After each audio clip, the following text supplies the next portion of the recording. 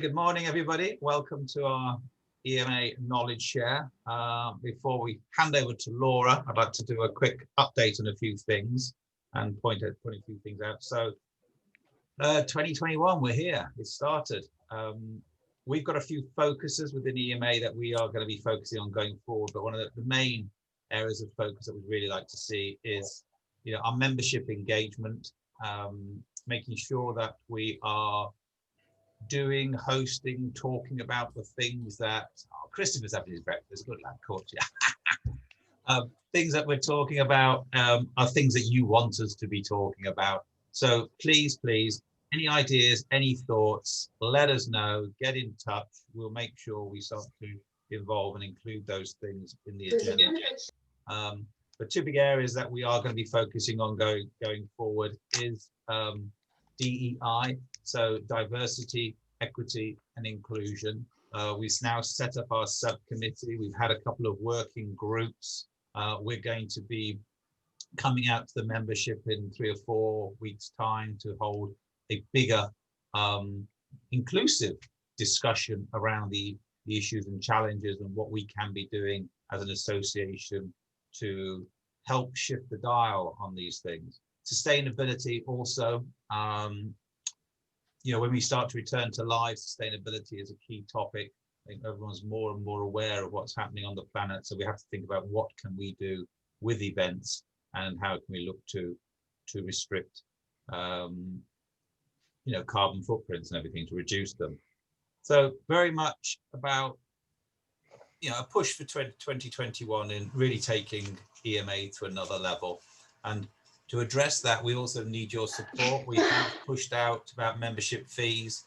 We are now starting to reintroduce them, and really would appreciate people paying their subs if they would. We've given a big discount on them, but we need income to be able to employ Priya, supply the technology and everything else to support you, the members. So today we're joined by Laura Capell-Abra, a good friend of EMA, spoken to us a number of times.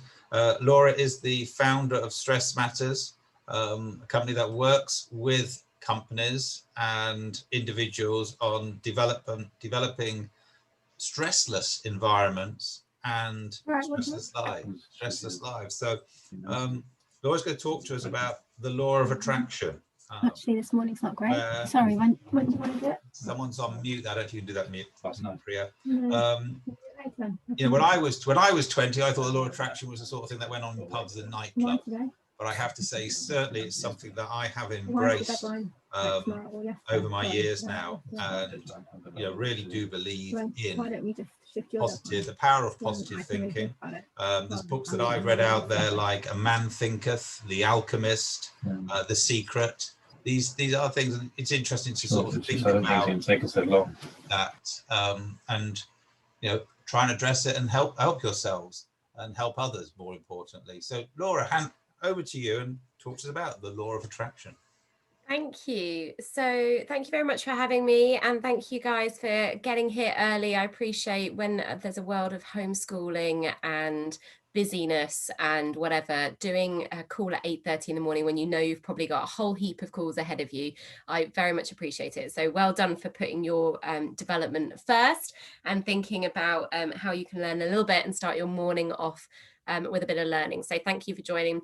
Thank you for those with your videos on. It's lovely to see your faces. So if you do feel happy to put your video on, I would love to see who we've got on the call. It's always a bit nicer for me when I can talk at people rather than talk to a blank screen or look at my own face when I'm speaking, which is always a bit weird. I don't know how many you guys found it on conference calls. Talking to yourself is a bit strange in this new world, but no, thank you very much. So as Richard said, I run Stress Matters. I've been working with the EMA for a number of years now, and we help them, and therefore you guys, thinking about workplace well-being and how we can make sure that clearly it's a very deadline-driven industry. And I'm from the events industry, so I totally get it. But actually, how can we make it less stressful? So stress less, as Richard said, might be a little bit ambitious in terms of our plan, but that's definitely towards the right aim of thinking, how can we take all the pressure that we experience every day, but not experience the stress that can go with it? And of course, previously, it's always been quite accepted that what we do is a stressful job. And so we've always just kind of accepted and just taken that as part of the course, that, you know, what we do has deadlines and therefore it has to be stressful. And I very much believe that it doesn't have to be the case. And I went through my own burnout experience, and I came back, maybe naively, back to the industry, and I managed to find a better balance, and I managed to find a better way of working. And I still got involved in putting on some amazing events. But actually what it meant was I could approach it in a way that didn't cause me quite so much stress. And of course, that's a nicer way of working. So everything we do is all about trying to think about how can we take what we do as a job. And of course, I completely appreciate the situation we're in at the moment, so we'll talk about that, of course, but actually how can we approach things in a way that are actually healthier for us individually, so we don't experience stress and burnout, but also, of course, are more profitable for our businesses, because there is a very direct and data-driven correlation between how stressed we are, i.e. what our well-being level is, and how productivity and profitability are impacted in our businesses. So actually the higher level of well-being, so the happier we are in terms of our mental, physical, emotional and spiritual well-being, the more productive we are in our job, and therefore the more profitable we are. So it's really in business's interest to think about it. So whether or not you're here as in you want to think about it yourself as an individual, great. If you're here thinking about it, I don't really know, but I want to do something about improving the well-being of my team, then hopefully, of course, that will help you as well. So law of attraction. I'm a bit of an interaction fan here, so I'm afraid I'm not going to talk at you for 45 minutes. That's just not really my style. So I would love a volunteer, and please take yourself off mute or put yourself in the chat if you don't want to be brave enough to put yourself off mute, and tell me, does anyone know what the law of attraction is? Anybody got some kind of sense of what it means?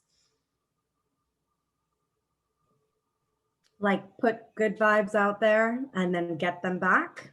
Yeah, kind of. That's a nice way of putting it. Yeah, so kind of good vibes out there, which I appreciate sounds a little bit hippie-like, doesn't it? Just being like, kind of like, yeah, let's be good about stuff, let's be positive about stuff, and it'll come back to us. And it does, you know, I'm with you. It does sound a little bit hippie-like, but it is essentially that the more we think about things, the more that they're likely to happen. So if anybody of you have heard of Tony Robbins, particularly well kind of renowned author, he says where energy flows, attention goes. And that essentially becomes part of the law of attraction, that the more we think about something happening, the more time we spend on that thing. So if you've ever found that you wake up in the morning and you've decided that you're going to have a bad day, and you're you know, grumpy in the morning, we talk about getting out of the bed on the wrong side. So you wake up in the morning, you have a bit of a grumpy morning, actually you tend to find things rubbish happen all day. And actually what happens is we're attracting that negativity, because what we're doing is we're looking for the negative things to reinforce the fact we are right.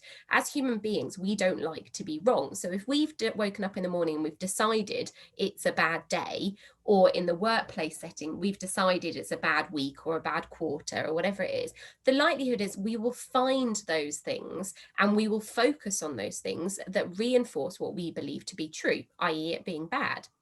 If we wake up in the morning and we decide and we make that decision that I am going to have a good day today, or this is going to be a great week, hopefully you guys will have experienced this, and please do share, actually it tends to be a pretty good week. We tend to find the positive things happen to us because we're a little bit more open to those positive things around us.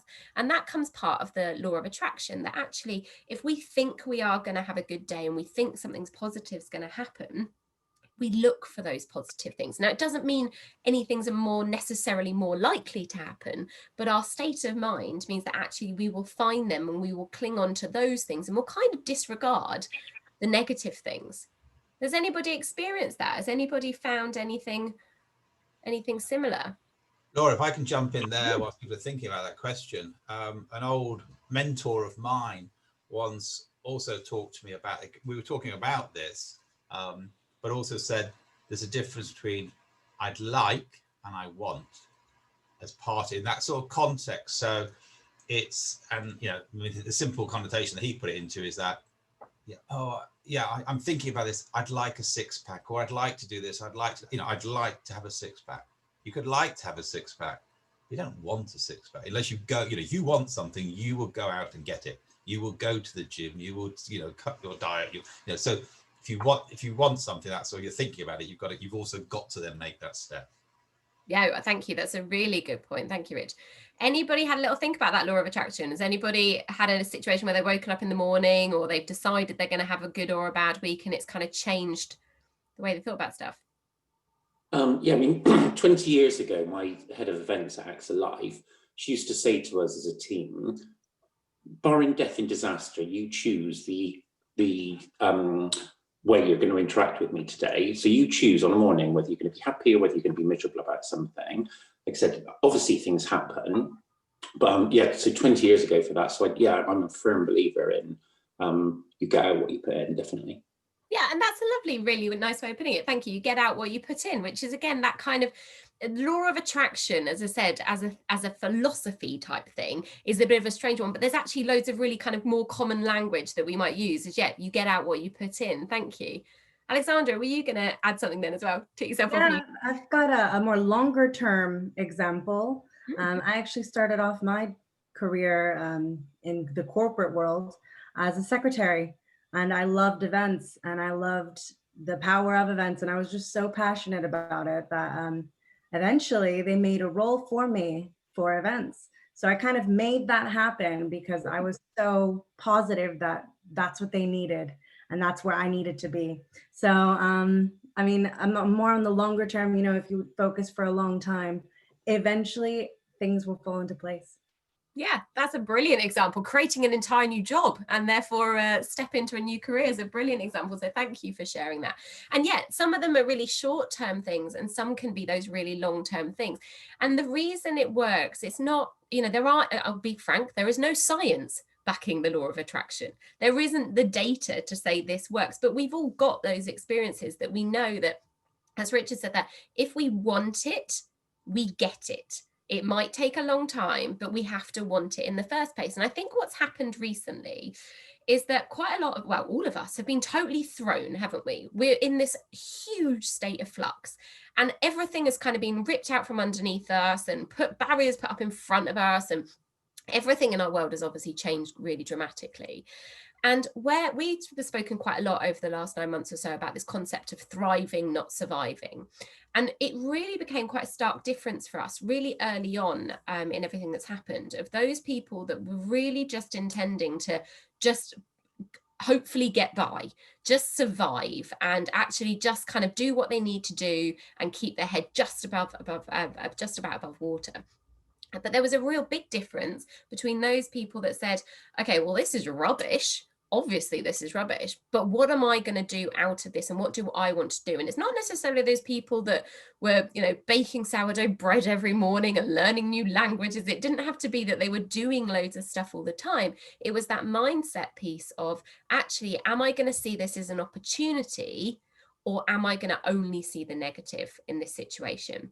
And I think the more we can focus on what our mindset is towards the situation, the more we realize we actually have a huge amount of control.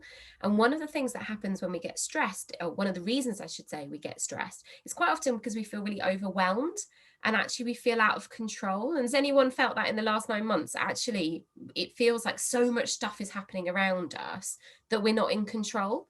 And there's definitely points where I wouldn't consider myself a control freak, but I think in events we have to have a level of control, don't we? Like, we need to know what's going on and make sure things happen. And as humans, we need to, but I think particularly in our industry, we have to.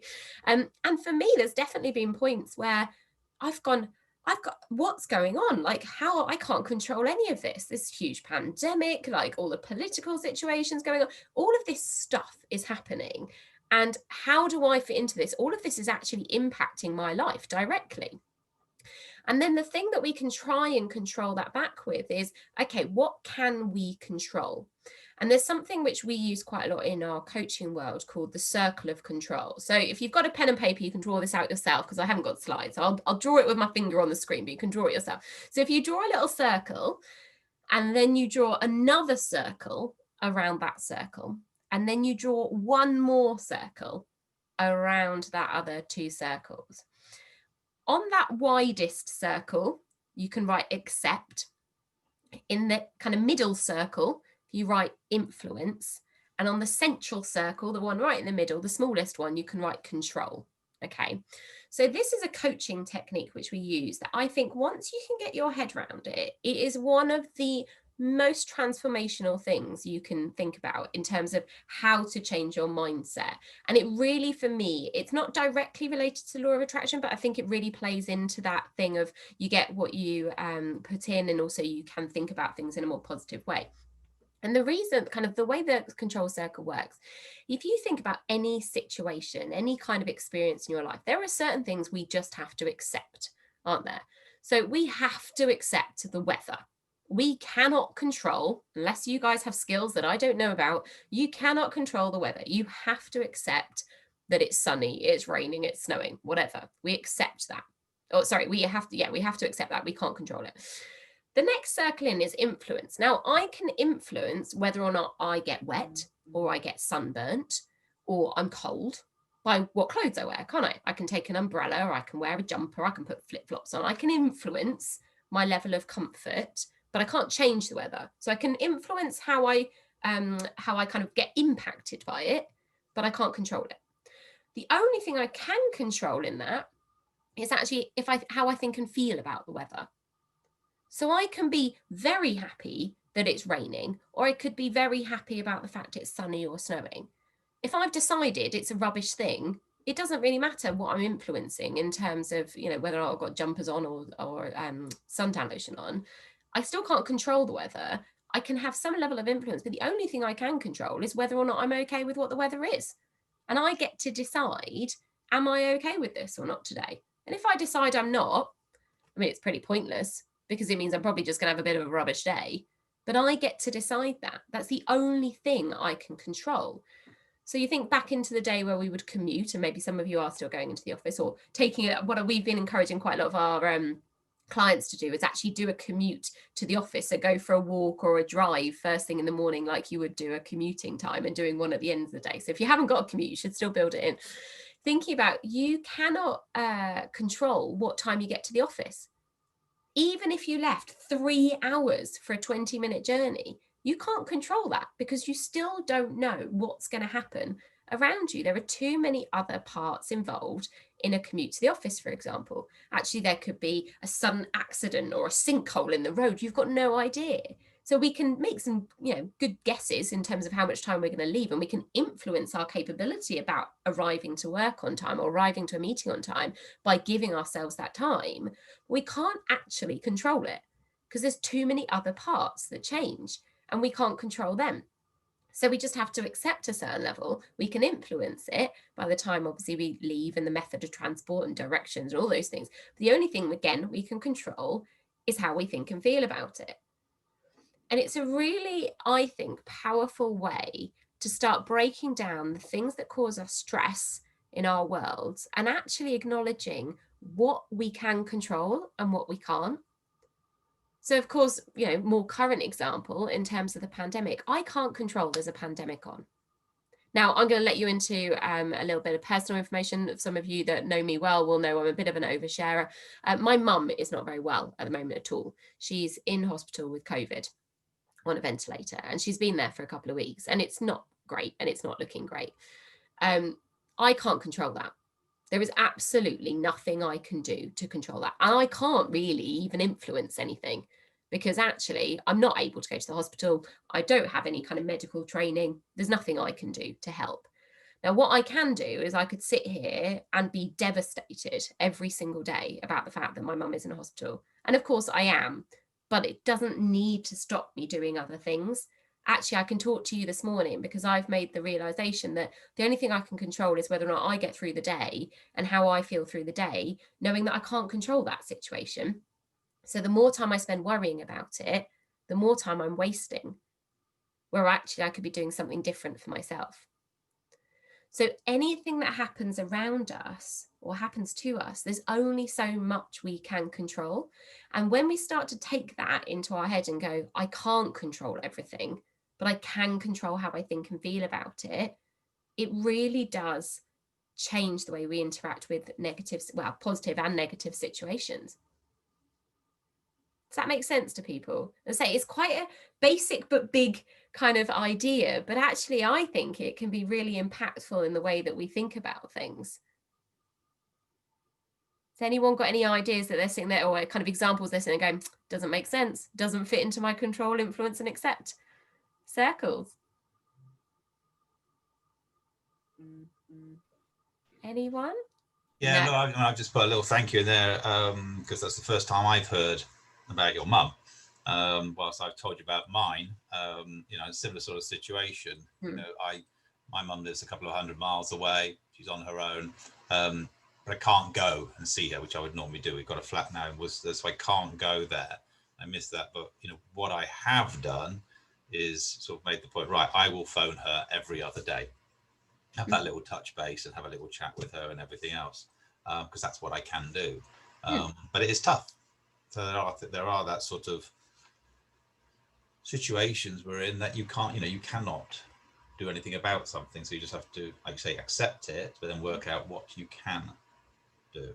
Yeah, absolutely. Thank you. So yeah, where you're phoning her every other day, that's what you're influencing how connected you feel to her. Yeah. So actually, one of the things that we could do for the hospital, they very nicely said, we could send them some emails and photos and they'd print them out and put them around her bed for us. So we did that because that was something we could do. And it felt like, you know, just for the basics, it felt like we were closer to her because we could do that. So as you said, Richard, actually there are things we can do to influence. And in that sense, obviously with family, it tends to be things like connection that we're actually trying to aim towards. But all of this plays into a work setting as well.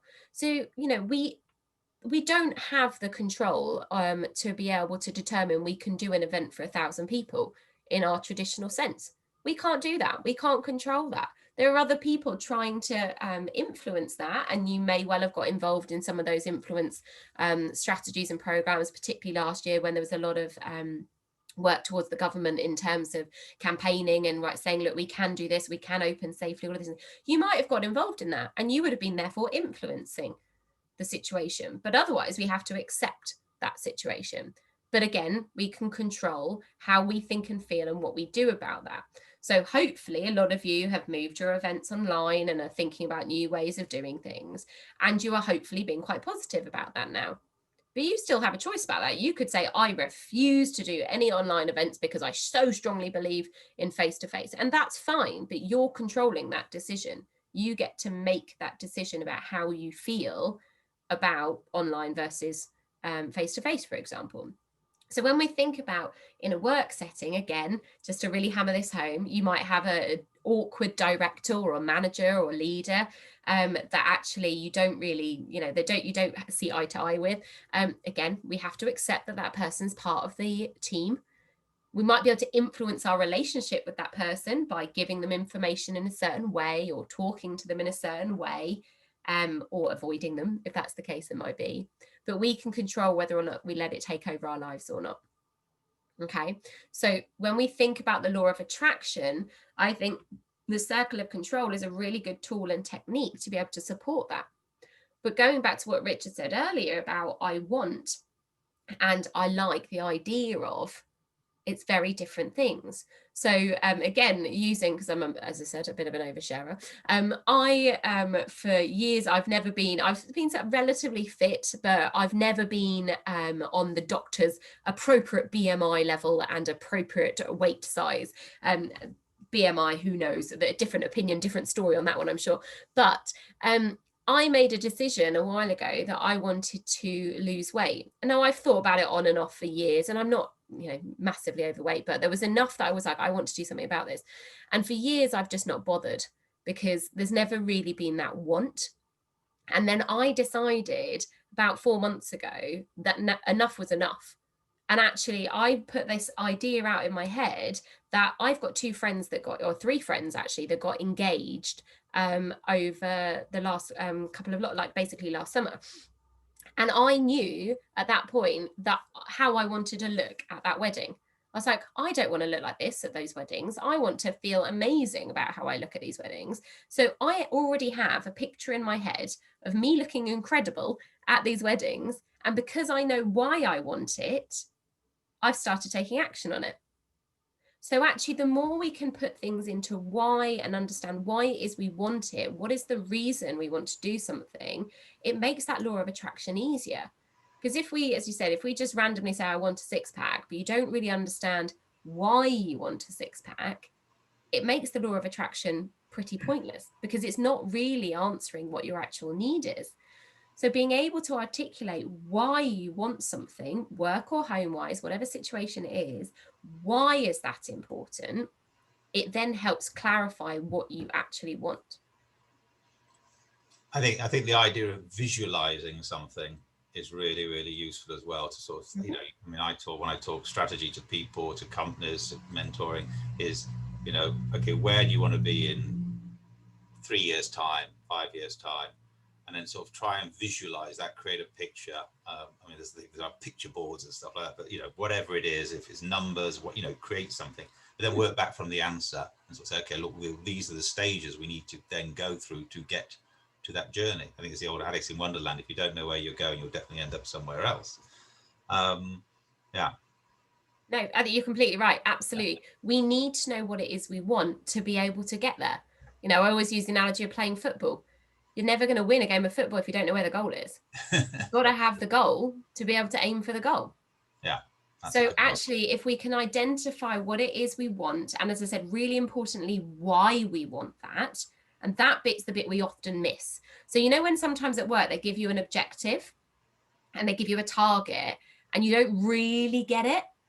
And actually you're kind of like, I'm not really sure. The likelihood is you probably don't achieve that objective or target because you're not really committed to it. The more we understand why, and that's why when we're doing, you know, wellbeing programs, we really regularly will get the senior team in the decision-making process properly, because when they understand the why, they're more passionate about achieving it. As with anything, you get the right people in the room who get the why, then what you want is far easier, and then you can make that plan. So as I said, when we think about, we use this approach called Thrive, Not Survive. Actually, if you just go, I just want to get through the next year. 2021 isn't looking much better than 2020 right now. So we're just going to get through the year and then we're going to crack on. Well, you can do that and you'll probably be fine. But actually, if you can get to a point where you say, by the end of 2021, this is what I want and what we as a business want or a department want, and why, you will find the way to be able to achieve that. If you don't know what it is you want, you won't find a way because you'll just be firefighting the whole time. So it's really important we articulate it. Yeah, sorry, those things need to be, the other, again, when you talk about sort of that bigger strategy, is that, you know, they need to be reasonable and achievable.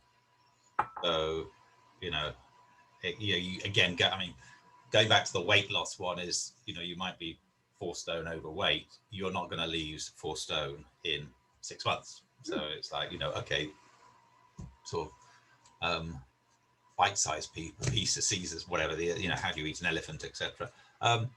Question for you, because I know, I mean, I do hear from a number of our members, or I feel it, the sort of stress levels when we talk to people, stuff like that.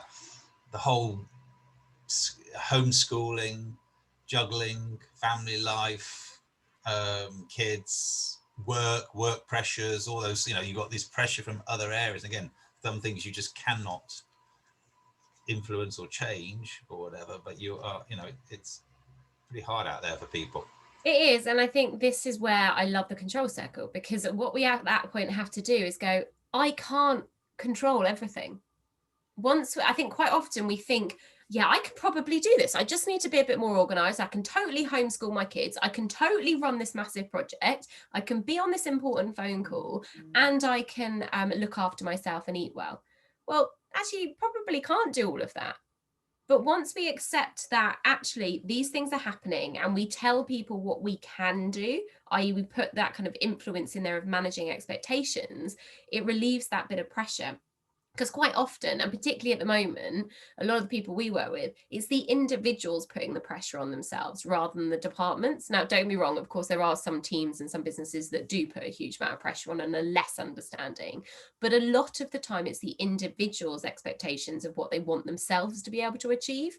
And so they put their own pressure on, saying, yeah, I can do everything. I know other people can't, but I can. Because we think we're all superheroes. So we think we're better than everyone else, not in a mean we're better than everyone else in one aspect, but we think, oh yeah, now I've learned from their mistakes, I can do this. The problem is we can't. And actually, the more we can use that control circle and say, look, I can do what I can do, and I just have to accept that I can't do everything right now, and I'm not going to be able to give out everything 100%. But as long as we are okay with that, that's when that pressure reduces. And using the law of attraction, if we say, I'm going to do the best I can do today, that's going to be good. If we go into the day saying, this is going to be a rubbish day, I'm going to fail at this, I'm not going to be able to do that, that will be how you feel at the end of the day. But if we can go into it feeling positive, and I know this is really cliche, I totally appreciate it, but it really does work. Actually, we are more likely to have a better day. So it is really that balance of, even if there's huge amounts of pressure around us, acknowledging to ourselves we can't do it all, but that's okay. And it's okay to say we can't do it all. And as said, a lot of businesses are more understanding than we think they are. Not all, of course, but a lot of them are more understanding than we think. Yeah, I think something there as well, Laura, is boundaries or fences and stuff like that. Now I can remember going back many years when I had my agency, but I would send emails to people at weekends or stuff like that, because that was getting stuff off my desk. And then the problem was I then got people complaining, why do you send me an email at the weekend? They thought they then had to respond to it. And so that was a communication thing. So it was about sort of working out, no, I'm just getting stuff off mine. I'm not expecting you to respond to this until Monday or whatever. But 8:30 Monday morning would be great. Again, and with this merging of working from home, having to school, people are working very different hours. Yeah. Or they can. Now, that is also then people be thinking, oh, something hits my inbox, checking my emails at 9 o'clock at night, see something that then kicks in. They start thinking about it. They think they might have to respond to it or whatever. Any thoughts and advice on, again, how to manage and communicate? But I think if you create boundaries, boundaries might be the wrong word. If you create these things, you also need to kind of agree with them, get them agreed. And completely, absolutely, they're the two words I'd use: boundaries and communication. So you've got to determine what your personal boundaries are, and that's what you need to be clear on, and why. Go back to that why they're your personal boundaries. So do you know what is, I am not good at whatever time in the morning or whatever time working in the evening, so therefore I need to understand that there's of no benefit to me or my business if I work at that time in the morning or the evening. So understanding why you want to put boundaries in and what those boundaries look like, and being able to communicate with those other people and say, if you want to get the best out of me, what I'm going to do is I'm going to do a 3-hour stint at 6 o'clock in the morning, because I'm an absolute early bird. You're going to get great stuff out of me at 6 o'clock in the morning. But do you know what? I've then got to homeschool my kids for 2 hours. So you're not going to hear from me between 9 and 11. So by the way, don't put any meetings in my diary between 9 and 11. I'm going to cancel them because I'm not going to be able to do them. Now, that can feel quite forthright, and it can feel like, actually, depending on your team and your level, that feels a little bit too assertive. But actually, if we can explain to people why that's important, because you've already done 3 hours in the morning where you've done really productive time, actually, you'll tend to find people are relatively understanding about the fact of, oh, okay, that's fine. Yeah, we can probably shift it by half an hour and do it at 11 rather than 10:30. Okay, that makes sense. So the more we can understand why and how we want to structure our day, and then communicate that with other people, the less pressure it puts on ourselves, because we've put those boundaries. It's managing expectations. So I was always agency side in event world. And so my entire job was always managing the expectations of my clients, and of course suppliers as well. The more we can manage people's expectations, the more understanding they are. So we always refer to it as what we call fluid working rather than flexible working. I think flexible working got so misused over the last kind of 10 years, where people would come in half an hour early and leave half an hour early, or slightly shift their hours, and that never sat right with us. So we've always called it fluid working, where you work to objectives. Over the week, you've got to achieve certain tasks.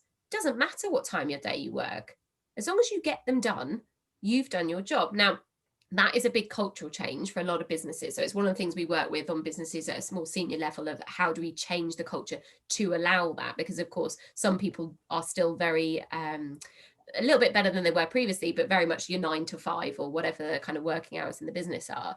Whereas actually, when you start to trust yourself and your team that you will get the work done and you will work to objectives, and it just might be you spread your hours over 7 days and across 24 hours a day, if you're comfortable with that and that works for you, there is no harm at working at 3 o'clock in the morning or on a Saturday if that's when it works for you.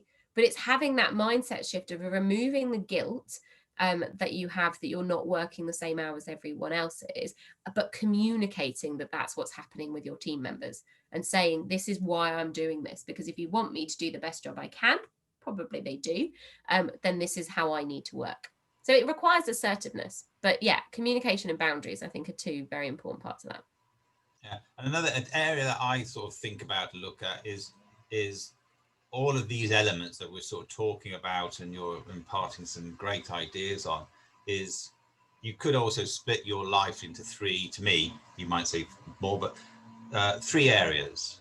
There's you, me, you, there's work, and so that again in this area, you know, what you do, how you do it, your colleagues and everything else, and then there's your family and friends, and all of these elements are, you know, so that makes up your life, but how you engage and interact and with all of that. But also, I think what's really keen here is, you know, well-being is also looking at your colleagues, helping your colleagues, really, you know, having some empathy with them, understanding their situation.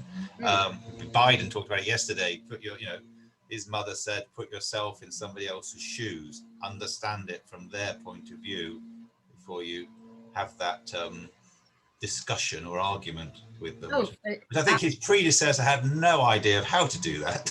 Yeah, I'm not sure. Let's not go to politics. Go in the same sentence. Yeah, so empathy is really important. Having that patience with yourself and with other people. As I said, we talk about thrive, not survive. And so the areas of thrive, not survive are energy, movement, connection, rhythm, and kindness. And kindness being a really important one, that it's kindness towards yourself and kindness towards others. And yeah, a lot of that might be empathy and really trying to understand understand the why. Like I said, it's understanding the why for you, understanding the why for them. Why are they responding at that time of night? Is it because they want to, or is it because they feel too much pressure and they're having to catch up on work late at night? Understanding people's why, I think, is really important. I slightly disagree with Richard's 3 areas of life, only because, and some of you might know about this already, we have a different approach called the be-do approach, which is rather than splitting things into work and life and, you know, it's kind of saying, actually, for someone like me, where I always loved my job, and even when I was organizing events, I loved my job, and I feel very privileged, but I've worked hard to do jobs that actually I really enjoy doing. And I love working, and for me there shouldn't be a limit of how many hours I want to work if I'm enjoying myself when I do it, and where I get my energy from is really important. So I do certain parts of my work where I might be doing one-on-one coaching sessions. I'll get a certain type of energy from that compared to if I'm doing this or running a workshop, for example. Of course, if I'm doing admin as well. And actually I think it's far more useful for people to break their world up, the whole world up, into things that they consider their being time and consider the things they consider their doing time as well. So rather than splitting it into work and home and yourself, actually you can have those moments that you have satisfaction in any of those areas. And it doesn't really matter, for me at the very least, how many hours are spent doing each of those things. It's how we feel at the end of the day. So you might have had a really high performing, productive day at work with huge amounts of energy. And actually that means you're great. You might not have spent an hour at home, but that doesn't mean that was a bad day. It means that you had a brilliant day. It was just all in the work category. But actually, you might find that 3 days later you have a completely different day and you still really enjoyed that day, but it was maybe a Saturday where you didn't get out of bed and you watched TV all day. And there's no harm in having your own balance. And we tend to say, kind of suggest over an entire week, that actually where you spend your time and where you get your energy from doesn't matter if it's 80% work or 80% home. It's whatever you feel comfortable with and whatever you get your energy from. So the be-do things are a bit bigger than that. We haven't really got time to go into it today, but yeah, I try not to encourage people to split time and thought into those 3 areas, because I think for some people, if they don't have a particularly strong friend network and family network, actually they get a lot of that from work. And actually some people are really confident spending time on their own and other people aren't. So I think actually the more we can see it as our world rather than work and life and us, then I think actually for most people that means that they can navigate that in a way that works for them, depending on their personality and their situation. Yeah, no, a good point. I mean, I certainly don't see it as separate things. I see them as slices of the cake or whatever. So it's all one pie, but it's like, okay, these are areas or mixtures, parts of the recipe that go in there, and parts that are important to me to try and sort of make sure that there's a balance across everything in my, to sort of create that sort of happy feeling. Yeah, good sense of well-being is how we go with it. When you feel good, when you feel physically good, mentally good, emotionally good, spiritually good. And for me, I'm not religious, so for me the spiritual side is more about that connection to other people, and that's really important to me. I'm conscious of time, so does anyone have any questions? I've just thrown like some random big ideas telling you can basically decide whether or not you have a good day every day or not. Has anybody got any questions before we finish up? Yeah, it's less of a question and more of an observation. For me, the huge thing is the communication part about if people are really good at between 6 and 9 in the morning and managing how that then fits in with the rest of the team. Because if my really good times are 9 and 12, that 6 and 9 might not be, it might be harder for me to engage with that person. So for me, that communication part and building a good relationship with people around the fluid working part is probably the most important thing that comes out of it for me, I think. Yeah, no, you're completely right. Yeah, absolutely. It definitely comes down to it. It only really works when you've got a good relationship and trust in the team. And I think that's sometimes the thing that's missing. And when you can really reinforce that and the communication between each other, then it's really powerful that you can really all feel very comfortable in your working days. And you work less hours, to be completely frank. You work less hours because you're more productive when you are working. So. I think that part of that is about communication, though, isn't it? It's like, it's worth getting together and having this discussion. Again, Christopher, you can use this session with the team to have this conversation. Look, guys been talking about this, looking at this is, let's have a review. What are our best times personally, everything else. Priya and I have got a bit of a problem. I'm an early bird. She's a late bird. So there's a few hours in the middle of the day we're quite good. But no, Priya will work. I'll see her. She's sending me emails at 10 o'clock at night. But certainly I'm not going to respond to them. 7 in the morning. Yeah. And it can work very well, absolutely. Yeah, so if you guys are interested in learning more, we do, as I said, we work in wellbeing, but we go into much more detail into the Thrive Not Survive, so energy, and that's part of that is that energy levels throughout the day. So if anyone wants to know any more, then let me know. But yeah, energy, that kindness, rhythm, movement, and connection are 5 key parts. There are also things that are important to build into events, not just kind of in the way the teams work as well. Yeah. I'm going to sort of call it a wrap now, Laura, because I know, as you say, conscious of time, I know that you have 45 minutes today. I've got a workshop starting at 9:30, so I need to be on the call ready. But I'm really grateful and thank you to you for that. Laura's working with us, doing some broad general stuff and everything else, but at the end of the day, she is a business, her services are available.